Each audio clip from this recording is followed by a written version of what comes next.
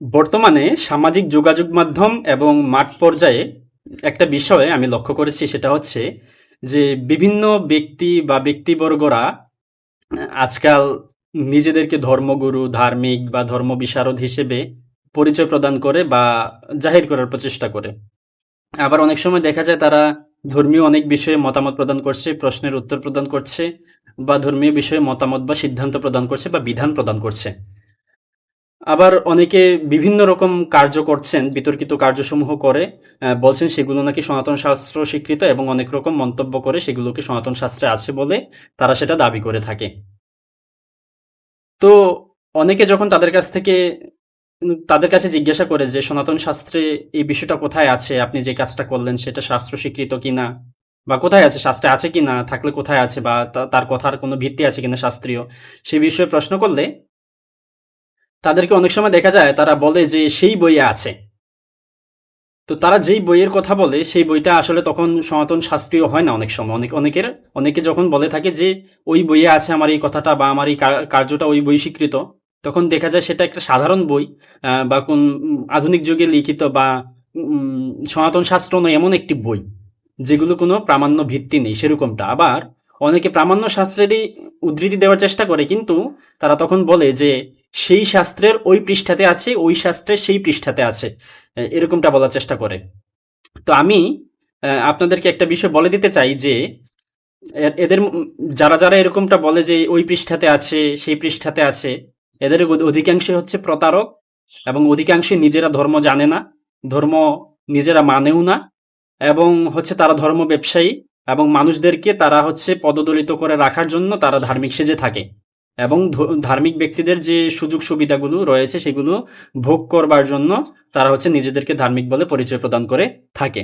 কারণ আমরা যদি খেয়াল করে দেখি তাহলে আমাদের সনাতন শাস্ত্র যেগুলো রয়েছে সেগুলো আসলে পৃষ্ঠা নম্বর দ্বারা উদ্ধৃতি প্রদান করা যায় না। কারণ আহ, আমাদের শাস্ত্রগুলো বিভিন্ন প্রকাশনী তারা হচ্ছে প্রকাশ করে, বা তারা হচ্ছে সেগুলো আহ, বিক্রি করে।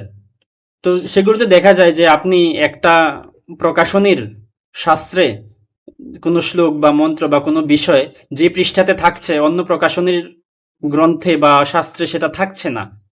সেজন্য এটা পৃষ্ঠা নম্বর দ্বারা কখনো হয় না। আমাদের সনাতন শাস্ত্রের বিভিন্ন গ্রন্থগুলোর যে অধ্যায় বিভাজন সেগুলো বিভিন্ন রকম। যেমন আমরা যদি বেদের দিকে দেখি তাহলে সেগুলোর মণ্ডল নম্বর, মণ্ডল কততম মণ্ডল, কততম সূক্ত বা কততম মন্ত্র, সেই বিষয়টা আমাদেরকে জানতে হয়। আবার যদি আমরা মহাভারতের দিকে তাকাই তাহলে মহাভারতের কততম কোন পর্ব, তার কোন অধ্যায় এবং তার কোন শ্লোক, এবং আমরা যদি রামায়ণের দিকে তাকাই তাহলে সেই রামায়ণের কোন কাণ্ড বা কোন অধ্যায় বা স্বর্গ, বা তার হচ্ছে কোন শ্লোক। আবার ভগবত গীতার দিকে তাকালে কোন অধ্যায় এবং তার কোন শ্লোক। আবার যদি আমরা শ্রীমদ্ ভাগবতমের দিকে তাকাই তাহলে সেটার কোন স্কন্দ এবং কোন অধ্যায় কোন শ্লোক। আবার যদি আমরা চৈতন্য চরিতামৃতের দিকে তাকাই তাহলে সেটার কোন লীলা, এবং সেই লীলার কোন অধ্যায় এবং সেই অধ্যায়ের কোন শ্লোক, সেই বিষয়গুলো আমাদেরকে জানতে হয়। তো আমাদের শাস্ত্রের অধ্যায় বিভাজন বিভিন্ন শাস্ত্রে বিভিন্ন রকম, এগুলোর হচ্ছে পৃষ্ঠা নম্বর হয় না, বা পৃষ্ঠা কততম পৃষ্ঠা সেগুলো বলা যায় না। যারা এগুলো বলে থাকে তারা নিজেরাও ধর্ম জানে না, নিজেরা মানেও না, এবং তারা হচ্ছে কোনো কয়েকটা বই পড়ে, বইয়ে যেরকম পড়ে সেরকমটাই তারা সিদ্ধান্ত প্রদান করে বইয়ের ভিতরে ঢুকে যায়, এবং মূল সংস্কৃত যে শ্লোক সেটার অর্থ আসলে কি, বা তারা যেটা পড়ছে সেটা আসলে প্রকৃত ভাষ্য কিনা সেটাও তারা নিজেরা তো যাচাই করে না। অন্যের বেলার ক্ষেত্রে তারা কখনোই না, সেটা করে না। কারণ আমরা যদি খেয়াল করে দেখি তাহলে আমরা দেখতে পাবো যে আমাদের সনাতন যে শাস্ত্রগুলো রয়েছে সেগুলো আদিকাল থেকে এসেছে। তো এগুলোর পৃষ্ঠা আধুনিক যুগে এসে পৃষ্ঠা কততম পৃষ্ঠা সেগুলো হয়েছে। প্রাচীন যুগে সেরকমটা ছিল না। একসময় সেগুলো গ্রন্থ আকারেও ছিল না। এগুলো গুরুরা তাদের স্মৃতিতে রাখতো এবং তাদের শিষ্যকে প্রদান করতো, শিষ্য আবার তার শিষ্যকে প্রদান করতো, সেরকমভাবে সেগুলো পরম্পরাক্রমে এসেছে। সেই বিষয়টা আমরা দেখেছি।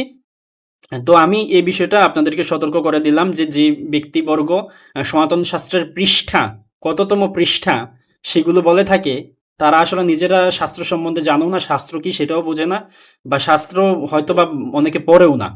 সেই বিষয়টা আমি আপনাদেরকে সতর্ক করে দিলাম। আমার কোনো ভুল ত্রুটি থেকে থাকলে আপনারা সেটা ক্ষমাসুন্দর দৃষ্টিতে দেখবেন। আমি আসলে কাউকে ইঙ্গিত করে এই কথাগুলো বলিনি। যার সাথে মিলে যাবে তাকেই বলেছি। সকলে ভালো থাকুন, সুস্থ থাকুন। হরে কৃষ্ণ।